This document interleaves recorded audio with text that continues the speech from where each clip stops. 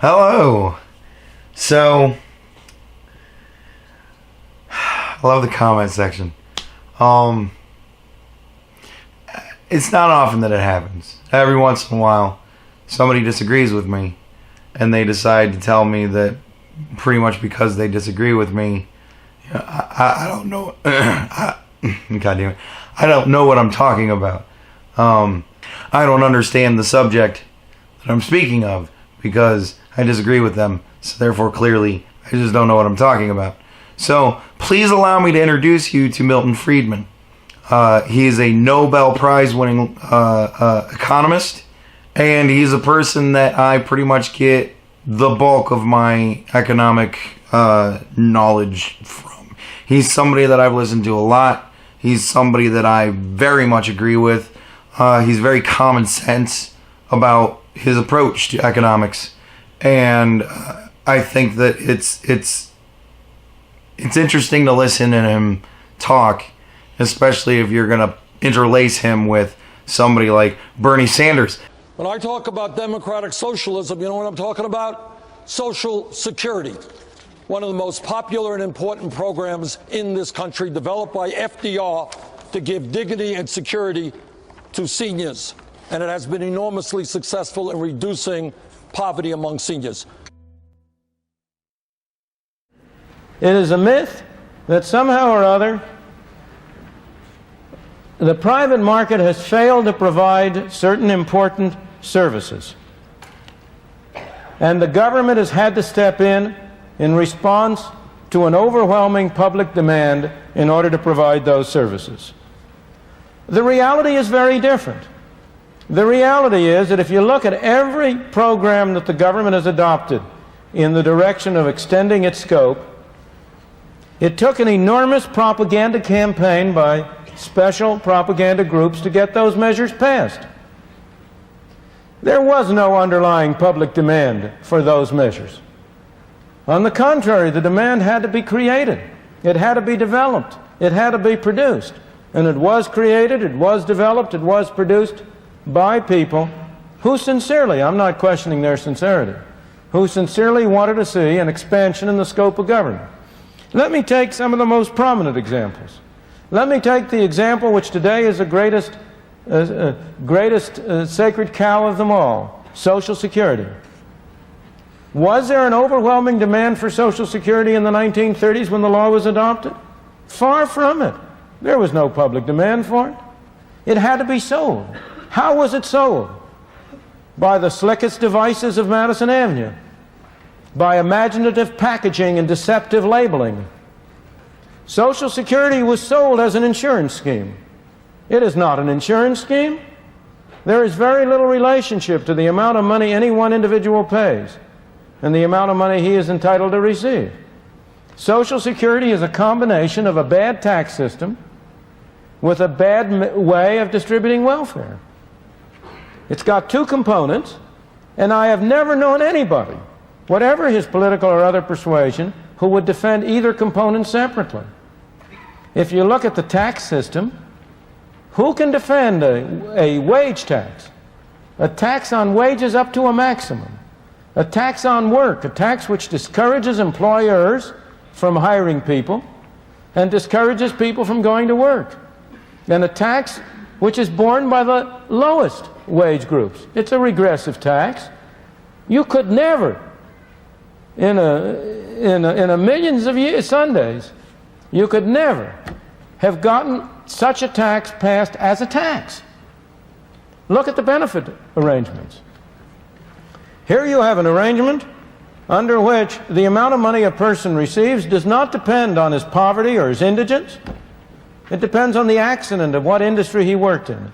If he happened to work in a covered industry, he gets a benefit. If he happens to work in a non-covered industry, he doesn't. If he has only worked a certain number of quarters and not more, no matter how indigent he is, he doesn't get anything.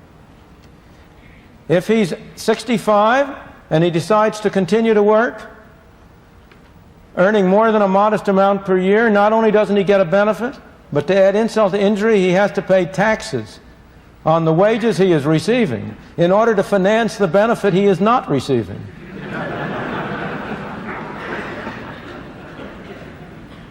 If a man who is 65 years old has $1 million in income from property, he is entitled and doesn't work, he gets his full Social Security benefit, tax-free. If the same man goes to work and earns $20,000 a year, he is in the position I just described. He doesn't get any benefit. Is there anybody who would justify that system of distributing benefits? And I could go on to all the difficulties with it. I've only touched the surface. Note the misleading language. The Social Security system consistently refers to the taxes you pay as a contribution. Now tell me, do you regard taxes as contributions? The word contribution denotes voluntary arrangements. If you buy an insurance program, you are contributing freely. If you contribute to the United Way freely, you're contributing freely. But if you pay taxes on your wages as a condition of being employed, that's a tax, it's not a contribution. Again, it always refers to the payments people get as benefits. They are not benefits, they're subsidies. What you have is a system of subsidizing people on the one hand and of taxing it. What about the claim that it's insurance, that there's a relationship between the two? Well, there is a minor relationship. It is true that on the whole, those people who pay more will receive more, other things the same. But every student of the subject has pointed out that the relationship is very small, that most payments are independent of most receipts. Moreover, what you really have is not a system under which people are providing for their own security, as a Social Security system will say it, as they describe it. In their pamphlets, they describe it as a way in which 90% of American workers are providing for their own future. That's nonsense. What people today are doing is paying taxes today to pay the subsidies to the people who are receiving benefits today. What you have is a system of taxing the young at any point in time to subsidize the old. Now, there may be nothing wrong with that. For the moment, I'm not discussing that issue. I'm discussing whether Social Security was a response to a broad-scale public demand or whether it had to be sold to the people by the worst devices of Madison Avenue. And the answer is it clearly was the latter. What you have is a system under which people today are being taxed to pay benefits today to the people who are receiving them. So far, those people who have been receiving payments have received much more than the actuarial value of what they paid. That's because you've had a growing working force, you've had higher wages being paid, wage rates have gone up the wage tax has gone up very sharply. But the number of recipients is growing relative to the number of people paying. And that's why Social Security is currently in so much financial trouble. That's why the so-called reserve, which is not a reserve at all, the so-called reserve has been getting smaller and smaller. And that's why you have all the agitation for Congress to do something to make Social Security again financially responsible.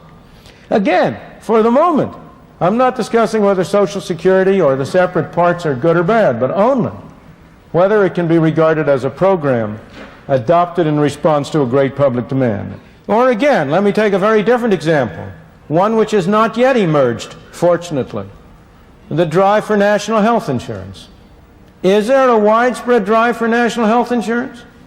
Not so you can notice it. Indeed, the proponents of it have been trying to get it passed year after year, and so far they haven't gotten it passed. As I say, fortunately, because if so-called national health insurance were passed, it would bear as little relationship to insurance as Social Security does.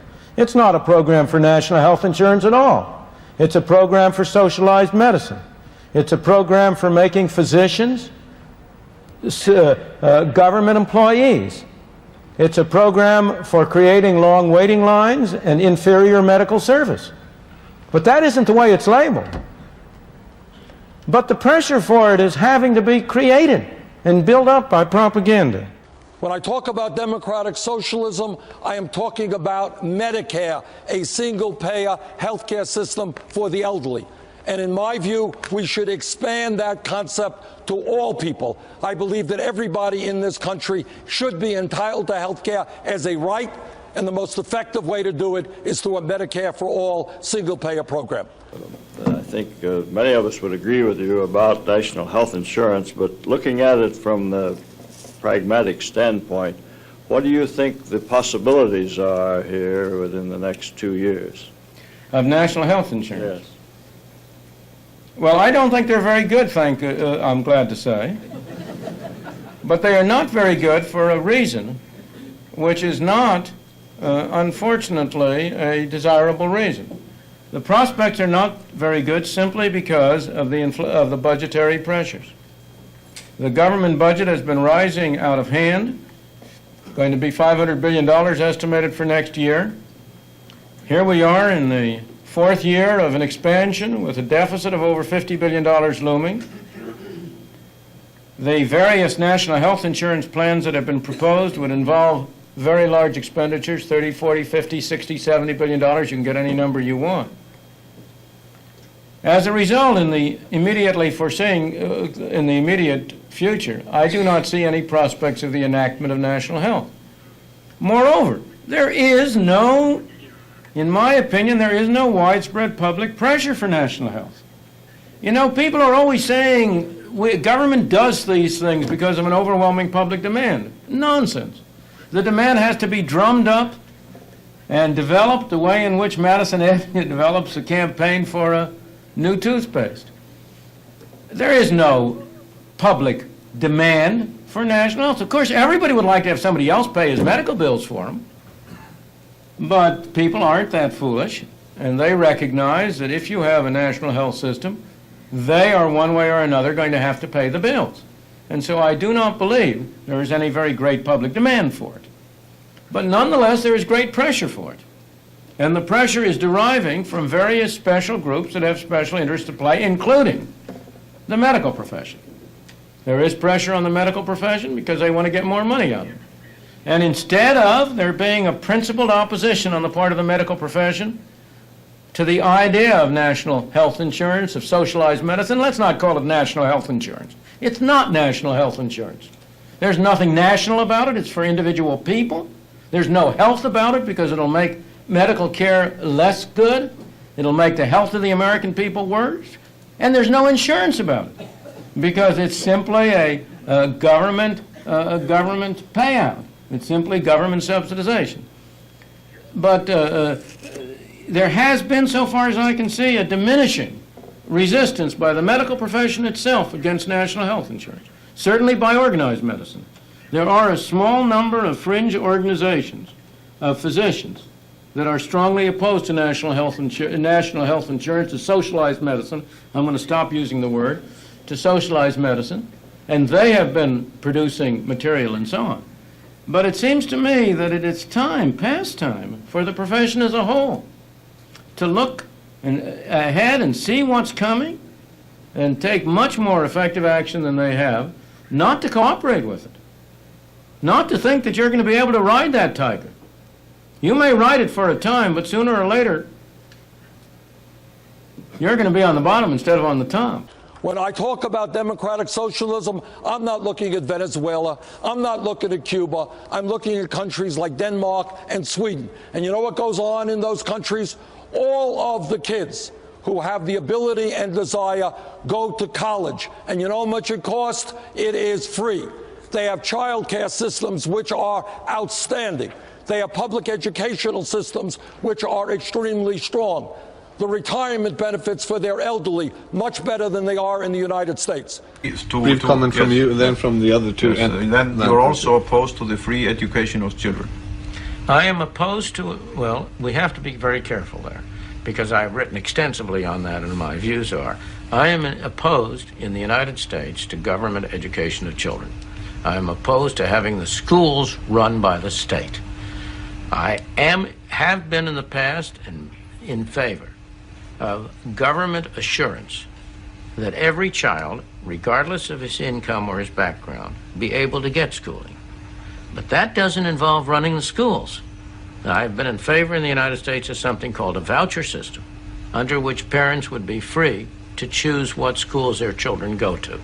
And in that sense, first of all, there is no free education. What do you talk about free? No, you mean nobody pays for it? I'm talking about a child of the worker having the same chance to get education as a child of the rich man. He should have the same chance. And I'm talking we should not have have that kind of system in education as we are having now here in Iceland with your lecture, that the worker would have to work for 2 days in order to get into it, whereas the big businessman can just charge it on his account in the company to get in, because we do not start out. We do not start out from the same position. Of course not. No. I didn't start out from the same position you did. No, exactly. I was lucky to be born in the United States. You were lucky to be born in Iceland. We started out from different positions. But those societies that have tried to carry out the views you're now expressing are the societies of misery, of tyranny, of slavery. The ideas you're expressing are the ideas that were expressed by the leaders of the Soviet Union. They were the ideas that were expressed by the leaders of China. They are the ideas that have been expressed in every country that has sought to go down the direction you're describing, has ended up with tyranny and misery. You have in those states greater inequality in practice between the top and the bottom than you have are you capitalist really countries. trying to tell me that the Icelandic system of the child of the worker getting the same education as the child of the rich businessman is Soviet communism? No, I am not. Or No. even will lead to it? No, I am not saying that. I'm saying something different. I'm saying the principle you expressed, that there's something wrong about some people having higher incomes than others, that there's something wrong about somebody you call a rich man being able to... Starting out in life. Well, whether he starts out in life or not, but there's something wrong. That's the essential thing. There is no way you can make people equal at their start. What you can do is to give them equal opportunities. You cannot in any way make the child who is born blind equal to the child who is not born blind. You can try to compensate for that, but you cannot start people out equal. And what I am saying is that the principle you're expressing, that there is something wrong with some people ending up at a higher income level than other people. I'm saying starting out with. There is no way people can start out the same. Of course there is. And there can be way. equal opportunity. I think we've progressed as far as we can with this. Equal opportunity is what we want. We want everybody to have the same opportunity to take advantage of whatever qualities he has. Some people will accidentally be born with higher qualities. Some people will be lucky in the choice of country they're born in. Some people will be lucky with the parents they get. But who would pay the vouchers that you mentioned? Who would pay the vouchers? That's where I went back. It's one thing to have 90% of the people impose taxes on themselves to help the other 10%. So in effect, people would be paying themselves, because this would be the 90%. Yeah. Right. Right. It's a very different thing. And this is where the alternative, to have 80% in the middle, try to impose heavy taxes on these people in order to benefit themselves or the people lower down. Bottom line is, when I talk about democratic socialism, what I mean is moving away from where we are. So let's join them now. It seemed to me he was saying that the golden age for America, when it was truly a land of opportunity, was the late 19th, early 20th century. No regulations, no permits, no red tape. I would argue that the government played a decisive role in an enormous grant to the railroads in creating an American capitalist economy. And secondly, if you go back to that golden age, you find that the government constantly intervened in a rather characteristic way. It used troops against strikers. American labor history has been the most violent, bloody class struggle anywhere in the world. And the government, up until 1932, the law, the courts, the society, always sided with business, always sided against working people. Therefore, I would argue that both economically and in terms of repressing the attempts of people to assert their freedom, government prior to the rise of the welfare state in this country was more or less owned by business. Mildred Friedman. Michael Harrington is seeing the hole in the barn door, and he's not looking at the barn door itself. The plain fact is, during the whole of that period, while government did intervene from time to time, and mostly to do harm, I agree with him that government intervention was, in the main, not a good thing, tariffs, for example. On the other hand, throughout that whole period, government spending, federal government spending, central government spending, never was more than 3% of the national income. It was trivial. The land grants to the railroads were a minor factor. I don't approve of them. I'm not saying they were a good thing, but they were a very minor factor. One has to have a sense of proportion, and that goes to the whole discussion. I am not an anarchist. I am not in favor of eliminating government. I believe we need a government. But we need a government that sets a framework and rules within which individuals pursuing their own objectives can work together and cooperate together. And they work together and cooperate together not only in economic areas. Well, what you, Michael Harrington? I just think that two things. One, to view freedom positively, I think people over 65 years of age in the United States today are freer now because of Medicare. I do not think that the freedom to die from the lack of medicine was a very good thing. Secondly, related to industrialists, I think that one of the startling things about American history is that when Franklin Roosevelt was saving the system from itself, the main beneficiaries were screaming bloody murder at him for being a traitor to his class, when he was in fact the salvation of that class. And I think therefore if you look at our history, I do think you find a tremendous myopia on the part of industrialists, and you find that the positive increments to our freedom, interestingly enough, have not come from the college graduates, but often from people with, not from the best people. It's come from working people, it's come from poor people, it's come from blacks and Hispanics and the like. Milton, would you reply, but then tell us why you took us to Hong Kong to prove something? Sure. Unaccustomed as I am to agreeing with Michael Harrington, I will agree in part with what he's just said. I do not believe it's proper to put the situation in terms of industrialists versus government. On the contrary, one of the reasons why I am in favor of less government is because when you have more government, industrialists take it over. And the two together form a coalition against the ordinary worker and the ordinary consumer. I think business is a wonderful institution, provided it has to face competition in the marketplace, and it can't get away with something except by producing a better product at a lower cost. And that's why I don't want government to step in and help the business community. Now, I want to go to your question about Medicare. There are many people who have benefited from Medicare, but you're not looking at the cost side. What has happened to the people who are paying for it? It isn't, we don't have a free good. It isn't coming from nowhere. And are they benefiting from it in a cost-effective way? Those are the questions. It's demagoguery, if you'll pardon me, Michael Harrington, to say the people who have Medicare are freer. Of course, in one dimension. But they themselves have been paying all their lives. And have they gotten a good bargain? At the moment they have. The young men, the young working people who are going into Social Security now, they're going to get a very raw deal indeed.